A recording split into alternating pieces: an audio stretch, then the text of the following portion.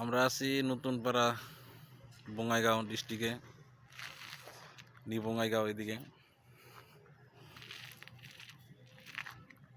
এই জায়গায় কাজ করতেছি, 7তলা বিল্ডিং এটা। 7তলা মোটেতে কমপ্লিট ক্লিয়ার। এখন উপরে আসাম টাইপ গড়ব। শাটারিং এর কাজ আমাদের ক্লিয়ার। একটা বস্তু দেখাবা নিয়ে চাইতেছে আপনাকে, যে দেখছেন কিনা জানি না, দেখলে বস্তুটা দিশা হবেন। অল্প অপেক্ষা করেন, আমি দেখাইতেছি। নিচে যাই, নিচে আমরা শাটারিং খোলা হয়েছে, তো শাটারিংগুলো খুলছি আমরা। শাটারিংয়ে যেগুলো বাঁশগুলো আছে, বাঁশগুলো মানে আমরা এক জায়গায় স্টক করে রাখছি।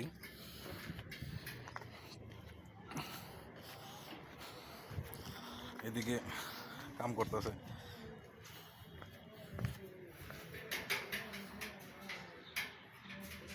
এদিকে কাজ চলতেছে, এদিকে গাঁথনি চলতেছে।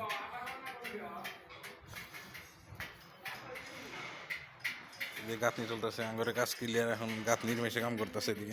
এদিকে শাটারিংগুলো খুলে রাখছি, এদিকেও রাখছি।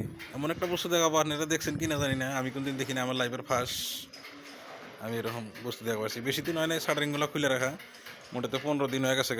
এদিকে রেখে রাখছি, নিচে রাখলে তো বস্তুগুলো খারাপ হয়ে যাবো, সেই জন্য উপরে রাখা হয়েছে। এখন আবার নিচে একটা কাজ চালু করা লাগে, সেই জন্য সম্পূর্ণ বস্তু আমরা নিচে নামাইতেছি। মানে দেখুন, দেখলেই বস্তুটা বুঝবেন এগুলো বাস। আসেন দেখায় অনেক করে থাকেন, ভিডিওটা সম্পূর্ণ দেখেন। এটা এটা আপনার কাটআউটটা আমরা ডাইকা রাখছি, আর উপরে যাওয়া হবো।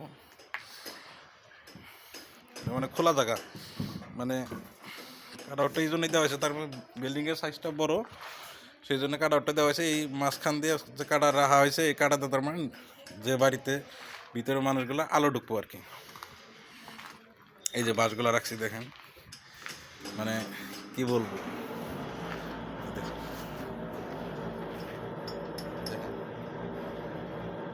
মানে গুগুয়ে যেরকম করে বাসা দেবো কোনদিন আমি কল্পনাই করি নাই।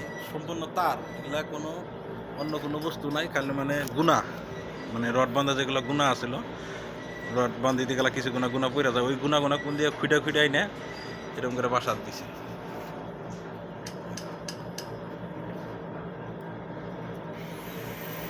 এখন তো সম্পূর্ণ বস্তুগুলো আঙুরে এগুলা খালি করা লাগে, মালিকে অর্ডার দিছে, এগুলা সব খালি করা লাগে। এখন এই বাসা যদি আমরা নিচে রাখি, এ তো বাচ্চা দিব কিনা জানি না।